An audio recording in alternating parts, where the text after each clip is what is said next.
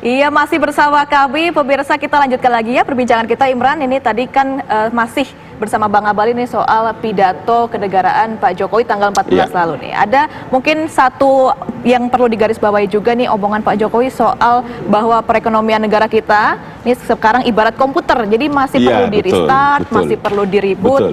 Tapi meskipun begitu ada optimisme di situ. Nah, Bang Abalin menanggapinya seperti apa ini di tahun ini?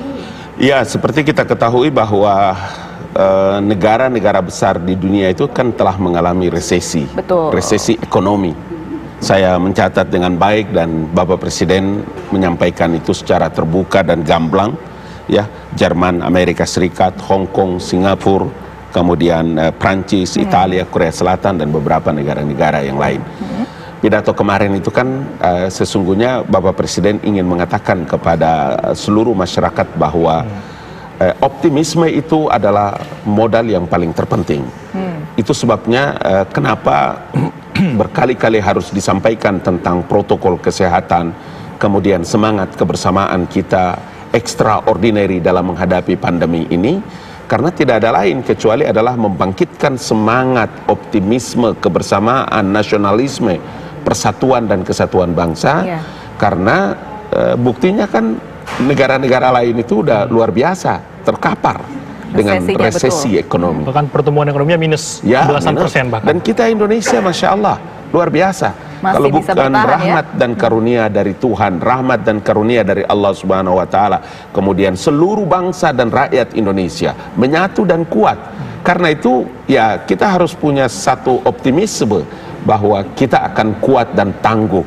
Sebagai seorang kepala negara dan sebagai seorang kepala pemerintahan, itu penting bagi Presiden kemudian memberikan keyakinan yang kuat kepada bangsa dan rakyat. Meski berat, tapi optimisme itu tetap harus dipupuk biar kita semua masyarakat Indonesia bisa tangguh dan bisa menghadapi pandemi. Nah, saya mau ke Prof. Widodo. Prof, sudah 75 tahun kita merdeka.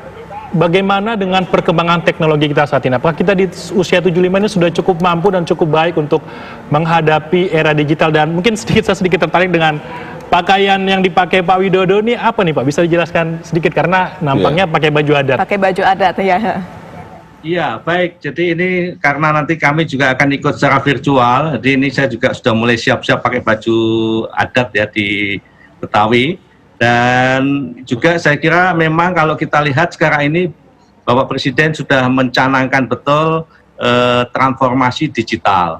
Dan kita sudah mulai menggalakkan kegiatan yang berbasis pada talenta digital. Karena ternyata dalam waktu yang tidak lama ini kita harus segera menyesuaikan diri terhadap perilaku kita. Makanya inilah yang menjadi tantangan kita. Kami pun juga sekarang ini mendapatkan kesempatan untuk tahun depan transformasi digital ini menjadi ujung tombak untuk bisa kita melompat ke negara maju. Bahkan di dalam hari ulang tahun kemerdekaan ini kita juga sudah mencanangkan 1 abad ke depan, 25 tahun lagi, betul-betul Indonesia sudah diramalkan oleh banyak pihak dan Indonesia harus optimis, percaya diri, menjadi bangsa dengan perekonomian terbesar 5 besar. Dan ini menjadi motivasi buat kita semuanya. Oleh sebab itulah kalau kita saksikan kemarin pidato Pak Presiden betul-betul secara clear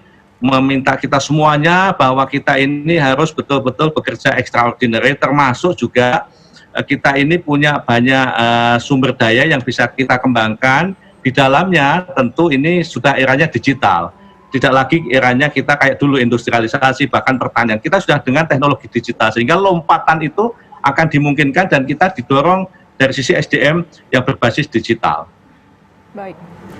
Baik Prof. Widodo, mungkin kita artinya bisa meng-highlight kalau kita sebenarnya sudah optimis, sudah siap untuk melaju, tidak hanya targetnya adalah ekonomi, tapi dari bidang teknologi juga menjadi fokus kita, begitu ya Imran ya? Persiapan jelang kita menjadi negara maju ya, kalau Presiden dan juga kemarin Ketua DPR menyampaikan 25 tahun, 2045 kita 100 tahun diharapkan sudah bisa menjadi negara maju. Kita ke Bang Abalin lagi nih Bang, ini cukup sensitif belakangan ini karena logo banyak dan isu juga sebetulnya ya, di, salah satunya yang ini. ada di 75 tahun ini ada yang menyampaikan bahwa ini mirip dengan salah satu simbol lambang agama tertentu. simbol agama tertentu. Ini benar nggak?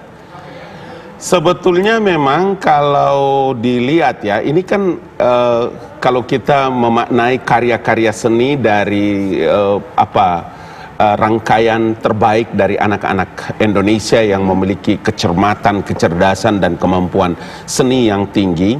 Saya juga mencatat dengan baik bahwa lambang atau logo 75 tahun Indonesia Merdeka itu kan sebetulnya terinspirasi dari perisai yang ada dalam logo Pancasila itu. Pancasila itu ya. Karena itu kita lihat ada kotak-kotak ya, ada gambar kotak-kotak. Kami juga ada dari Kominfo juga ada buat ini.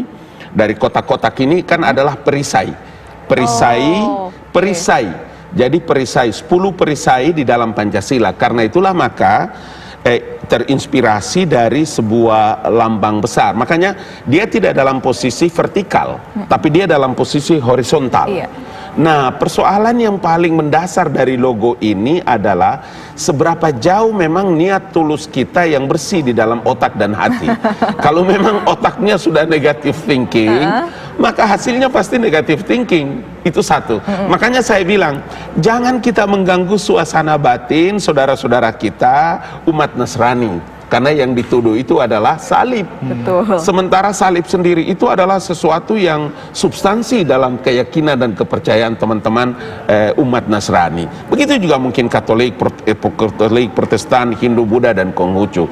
Sehingga dalam masa pandemi ini juga orang harus tetap imunitasnya bagus, maka hati dan pikirannya harus jernih. Terjaga juga. Terjaga. Ya?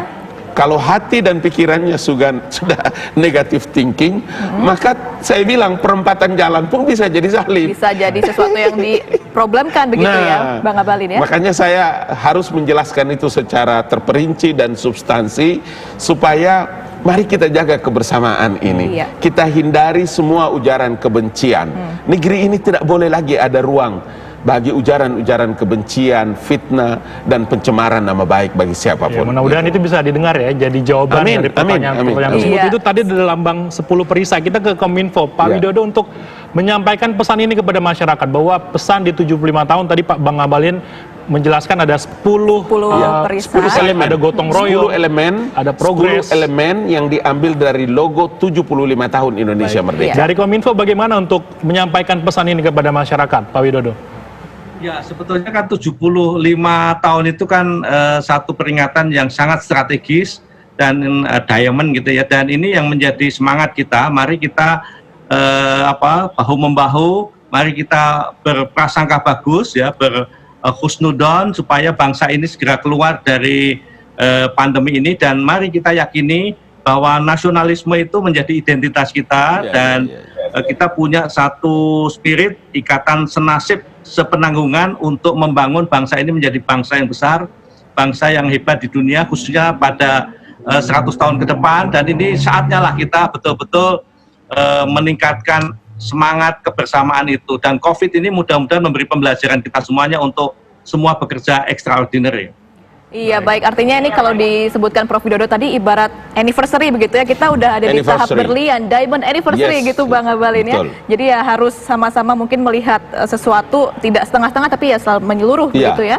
Untuk kemudian memberikan efek-efek positif, karena kita sama-sama di tengah pandemi seperti ini jangan sampai menjerumuskan orang lain juga. Gotong royong dibutuhkan ya, kebersamaan kita bersama menjaga negara kesatuan Republik Indonesia. Terima kasih Pak Widodo, Dirjen Informasi dan juga Komunikasi Publik Kominfo. Bang Abalin, sedikit saya mau tanya, Pak Jokowi hari ini pakai baju adat? Nah, iya dengar-dengar ada lombanya juga nih Bang. Ini yang nanti kita, karena ini kan ada yang diundi. Jadi saya hadiah ya? Hadiah. Sorry, bukan diundi. Siapa yang bisa menebak dengan baik dapat hadiah nanti kan? Wilayah timur, wilayah barat ada info nggak? Iya, jadi saya kira supaya menghormati juga teman-teman panitia dan yang sedang bekerja, izin ya Imran. Ini artinya kalau Bang Abalin udah bisa jawab dapat hadiah sebenarnya Bang Abalin. Jadi bisa bocoran nanti masyarakat yang nonton bisa langsung dapat hadiah dengan langsung. Terima kasih Bang Abalin, staf ahli dari kantor staf presiden atas waktunya juga sudah bergabung bersama kami di Kabar Khusus hari ini. Ulang tahun kemerdekaan ya.